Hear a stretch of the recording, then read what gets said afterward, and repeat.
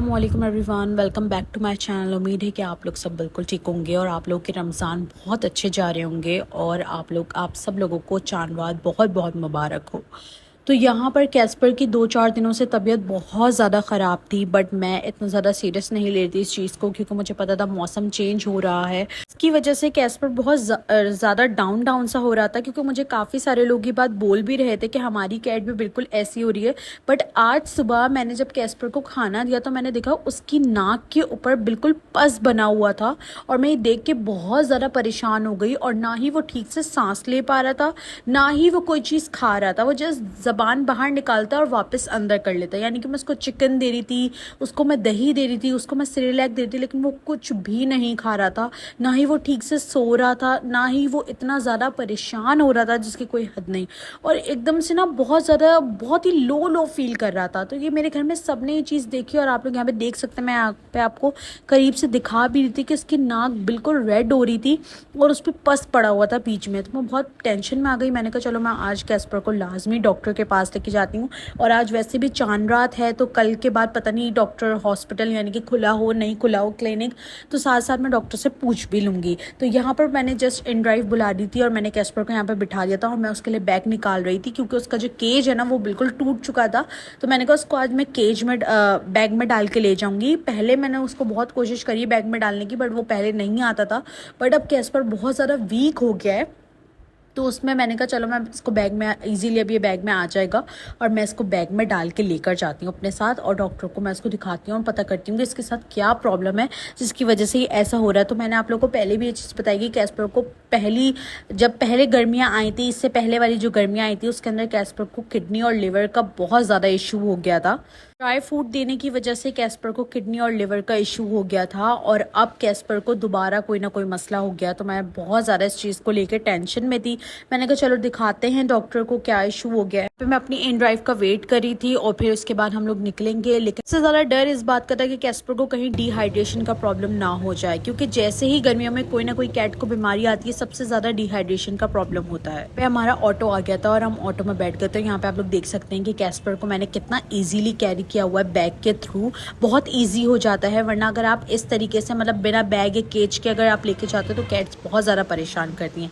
यहाँ पे हम हॉस्पिटल आ गए थे, और यहाँ पे डॉक्टर जो हैं वो कैस्पर का चेकअप कर रहे थे, और डॉक्टर ने बताया कि उसको बहुत ज़्यादा हाई फीवर है, और वो इतनी ज़ोर ज़ोर से चीखें मार रहा था इसकी कोई हद नहीं, क्योंकि डॉक्टर ने उसका फ़ौरन ही CBC का टेस्ट किया है, और उन्होंने मुझे बताया कि अब कैस्पर को 5 दिन और मुझे लेकर आना होगा।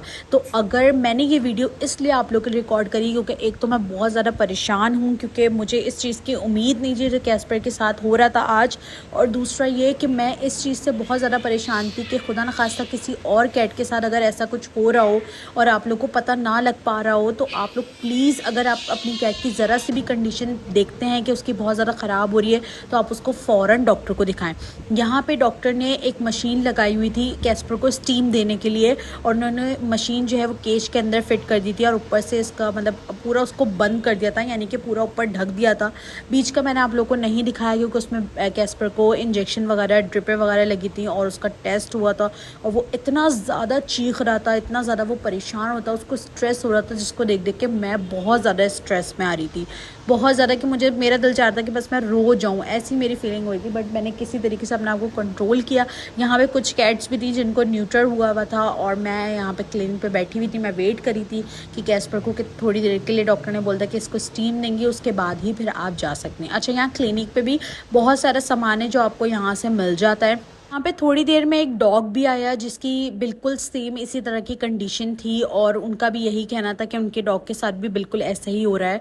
और हम फिर घर आ गए थे वापस, मैं कैस्पर को लेके घर आ गई थी। लेकिन आप लोग देख सकते हैं कैस्पर की कंडीशन किस तरह की हुई हुई है। डॉक्टर ने मुझे एक प्रॉपर एक पर्चा बना कर दिया था, एक पेपर बना के दिया, जिसमें कैस्पर के सारे टेस्ट वगैरह जो आज उन्होंने करवाए थे वो सारी चीज़ें लिख कर दी थी। मैंने कहा मैं आप लोग को दिखा दूँ ये सारी चीज़ें, आज की जितने टेस्ट वगैरह हुए वो सारे लिख कर दी थे, और आज जितने उन्होंने टेस्ट खर्च करे हैं वो सारा अमाउंट वगैरह उन्होंने सब कुछ लिख कर दिया था। तकरीबन मुझे 3000 की कॉस्ट आई थी सिर्फ आज की, और उन्होंने मुझे 5 डेज़ और बुलाया है। कैस्पर का पूरा ट्रीटमेंट होगा क्योंकि इसकी बहुत ही ज़्यादा जो है ना उसको फीवर हो रहा था, और अच्छा हुआ कि मैं आज उसे लेकर चली गई, वरना डॉक्टर ने कहा था कि अगर आज आप उसे लेकर नहीं आती तो खुदा ना खास्ता हम कैस्पर को खो भी सकते थे। बट अल्लाह ताला का बहुत ज़्यादा करम है, बहुत ज़्यादा शुक्र है कि मैं आज डॉक्टर के पास कैस्पर को लेकर चली गई, और अभी मैं उसको वापस लेकर आई हूँ। डॉक्टर ने बोला कि थोड़ी देर आपने उसको पानी वगैरह पिलाना है, उसकी कंडीशन थोड़ी देर ख़राब रहेगी, यानी कि उसको बहुत ज़्यादा स्ट्रेस हो रहा था। मैंने उसको पानी वगैरह दिया, यहाँ पे वो पानी वगैरह पी रहा था, और मैं खुद बहुत ज़्यादा जो है ना स्ट्रेस में आई हुई हूँ उसकी इस तरह की कंडीशन देख के। जो हमारे पेट्स होते हैं उनको ज़रा सी भी तकलीफ़ होती है तो हम खुद बहुत ज़्यादा परेशान हो जाते हैं इन सब चीज़ों को लेकर। लेकिन ये सब चीज़ें मैं आप लोग के साथ इसलिए शेयर करी हूँ क्योंकि आजकल समर सीज़न चल रहा है और सीज़न चेंज हो रहा है, यानी कि चेंजिंग आ रही है, तो उसकी वजह से कैट के अंदर वायरस आ रहा है, उनको वायरल हो रहा है, उनको हाई फीवर हो रहा है, उनको फ्लू वगैरह हो रहा है बहुत ज़्यादा, जिसकी वजह से उनकी कंडीशन बहुत ज़्यादा ख़राब होती जा रही है। और इसके साथ साथ उनको डिहाइड्रेशन की प्रॉब्लम बहुत ज़्यादा है। यहाँ पे आप लोग देख सकते हैं स्ट्रेस की वजह से कैस्पर कैट पेंटिंग कर रहा है, और यहाँ पर अब वो थोड़ा थोड़ा करके पानी पीना स्टार्ट हो गया। डॉक्टर ने मुझे कहा था जैसे ही इसका फीवर थोड़ा गिरने लगेगा तो आप फिर इसको जो है वो पानी वगैरह दीजिएगा, ऑफर करिएगा, जो भी ये खाना चाहे। ड्राई फूड मत दीजिएगा, उसके अलावा होममेड फूड वगैरह आप इसको दीजिएगा, ये खाएगा इंशाल्लाह ताला।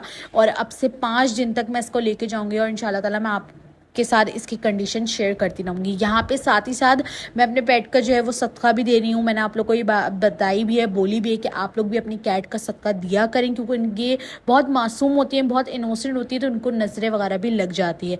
तो उम्मीद है कि मेरा आज का व्लॉग आप लोग को पसंद आया होगा। अगर पसंद आया हो तो लाइक शेयर सब्सक्राइब ज़रूर करिएगा, और कमेंट में ज़रूर कैस्पर के लिए जो है वो दुआएँ लिखेगा बहुत सारी, कि कैस्पर की तबीयत ठीक हो जाए और वो वापस से व्लॉग में इसी तरह आता रहे।